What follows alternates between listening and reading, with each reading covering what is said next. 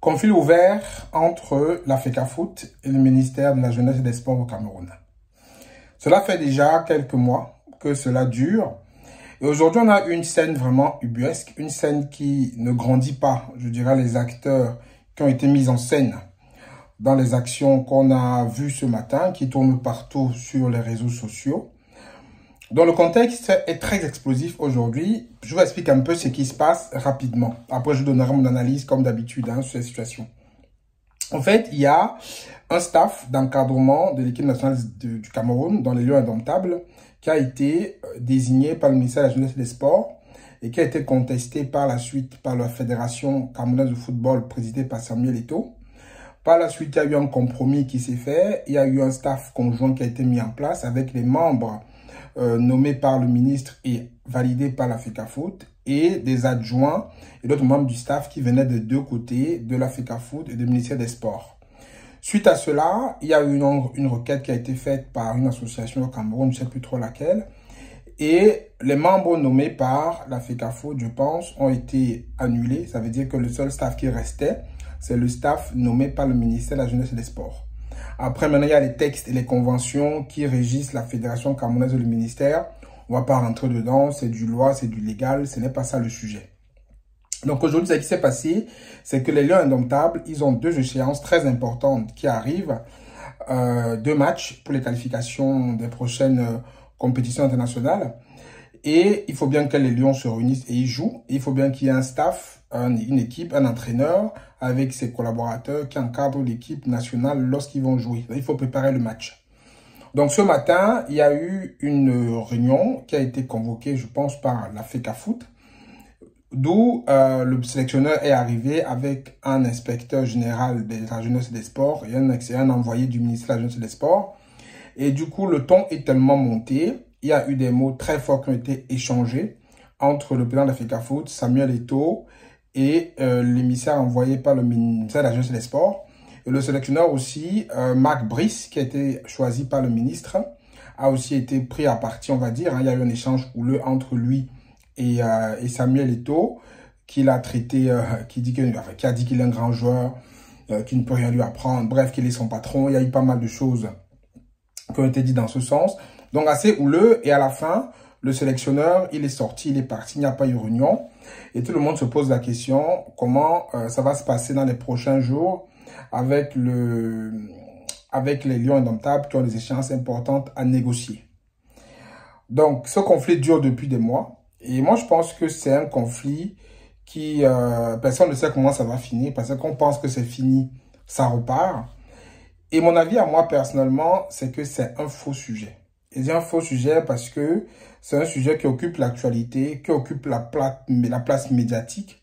Et ça détourne en fait les Camerounais des vrais problèmes. Si vous voyez ce qui se passe sur les réseaux du Cameroun, ce n'est que cette histoire dont on parle partout. Alors qu'il y a des échéances importantes qui arrivent. Il y a des élections qui arrivent en 2025. Les Camerounais ont des problèmes d'électricité, des problèmes d'eau, des problèmes d'infrastructure. Le coût de la vie cher, le coût de l'essence qui est cher. Il y a des vrais sujets sur place. Mais les personnes se contentent plus de parler de ce sujet du football, d'un conflit ouvert entre le Minjes et la FECAFOOT. Et ça détourne les gens de vrais sujets. Moi, je trouve que c'est un peu dommage. C'est peut-être une stratégie qui évolue.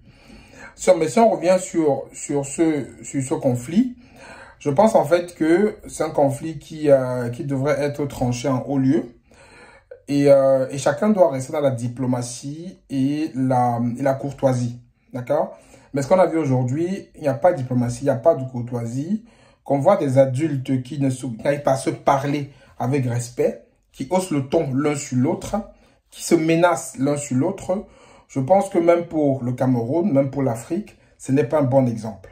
Ce n'est pas un bon exemple parce que derrière, comment est-ce que ce sera perçu par les autres personnes qui sont hors de ce système-là?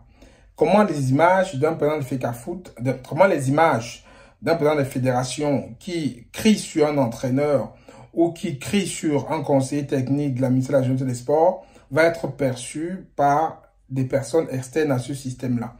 Je pense pour moi que c'est une très mauvaise image. Après, je ne rentre pas dans la question de qui a raison, qui a tort, parce que je pense que tous sont pareils des deux côtés.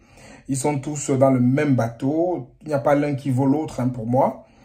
Donc, je n'ai pas à prendre parti pour l'un ou l'autre, parce que pour moi, c'est blanc, bonnet, bonnet, blanc. Mais je pense qu'effectivement, il faut qu'ils sortent grandis de tout ça. Il y a une sélection nationale qui n'a rien demandé qu'à jouer au football. Il y a des conflits de personnes là-bas qui se passent, il y a la politique qui s'y mêle. Mais je pense pour moi que c'est aussi un peu stratégique parce que ça occupe la place publique et ça permet à ce que les Camerounais se concentrent que sur le foot et oublient leurs vrais problèmes. Mais je pense qu'il faut que ça cesse. Je pense que ça ne dépendait que de moi, mon avis, c'est que franchement, les institutions internationales suspendent la FECAFOOT parce que ce qu'on voit est minable. On suspend tout le monde, même pour 10 ans. Voilà, même 10 ans, on suspend.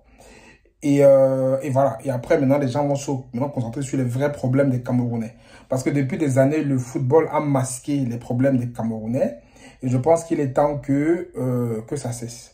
Et ça, c'est une occasion en or, je dirais, pour que ça cesse. Donc, moi, je dirais, quand je vois ce scénario, ça ne grandit personne. Et il faut que la FIFA intervienne. Il faut que la FIFA intervienne ou la CAF intervienne, j'en sais rien. Mais moi, je serais pour suspendre tout ça. On remet la balle au centre. Et après, on reparle. Parce qu'effectivement, le football n'est pas censé être aussi politisé, être aussi un conflit d'ego, être aussi genre le conflit de ce qui a la plus grosse. En fait, c'est un peu ça. C'est comme un conflit des enfants dans une cour pour savoir qui a la plus grosse, qui est le plus fort, qui a les plus gros muscles. Mais entre-temps, une équipe nationale est prise en otage.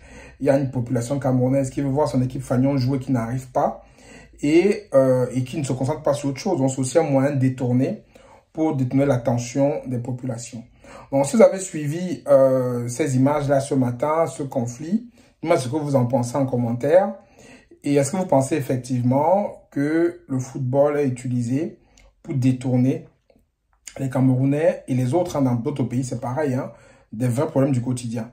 Est-ce que vous pensez qu'il ne faut pas effectivement que ça cesse, qu'on essaie de pouvoir mettre les vrais problèmes au centre de l'actualité et qu'on arrête de polluer le débat public avec un même sujet redondant depuis des mois qui n'apporte pour moi rien à personne, en fait. Je veux dire, c'est des personnes qui se battent entre eux. Ils sont issus du même système, qui règlent ça entre eux. Je veux dire, ça n'apporte rien à personne, ça ne grandit personne. Donc, exposer ça comme ça sur la place publique, ça n'aide personne. Donc, dites-moi en commentaire ce que vous en pensez. À très bientôt. Prenez soin de vous. Ciao, ciao.